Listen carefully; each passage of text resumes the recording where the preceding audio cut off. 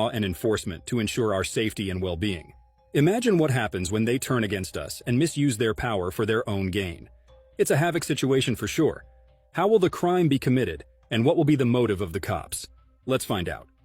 FBI arrests East Haven officers for profiling minorities in a tragic case of ethnic and racial profiling. 4 police officers were arrested by the FBI for assaulting illegal immigrants and creating false reports to cover up abuses in East New Haven.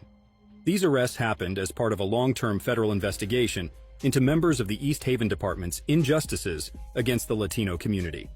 According to the federal indictment, the officers assaulted individuals while they were in handcuffs, unlawfully searched and ransacked Latino businesses, and harassed and intimidated individuals who tried to investigate or report misconduct or abuse. These actions drove many newcomers from Mexico and Ecuador to leave the blue-collar city. The 4 officers involved were Dennis Spalding, David Kari, Jason Zullo, and Sergeant John Miller.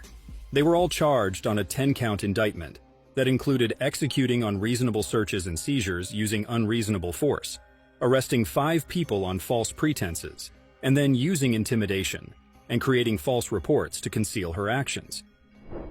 According to reports, Zullo described taking joy in singling out Latinos. He once told his fellow officers Spalding in a 2008 exchange that he liked harassing drivers.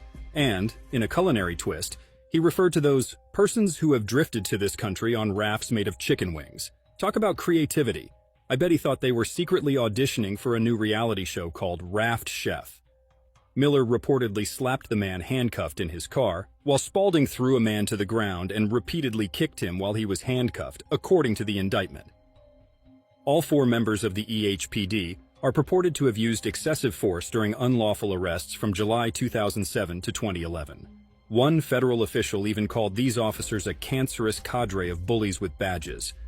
Spalding and Carey were found guilty of conspiracy against rights, deprivation of rights for making arrest without probable cause, and obstruction of a federal investigation for preparing false reports to justify the false arrests. In addition to that, Spalding was also found guilty of the use of unreasonable force by a law enforcement officer on July 23, 2014. Spalding was sentenced to 60 months of imprisonment, while Kari was sentenced to 30 months of imprisonment on January 21st. Zullo pleaded guilty in order to prevent a possible excessive force investigation. He was sentenced to 24 months of imprisonment on December 16, 2013. Miller pleaded guilty to depriving an individual of his rights to be free from the use of excessive force by a law enforcement officer. Judge Thompson credited Miller for his cooperation in the investigation and prosecution of this matter, and imposed a sentence below the recommended sentencing guidelines range of 12 to 18 months of imprisonment. In 2014, Miller was sentenced to only 4 months of imprisonment, followed by 2 years of supervised release.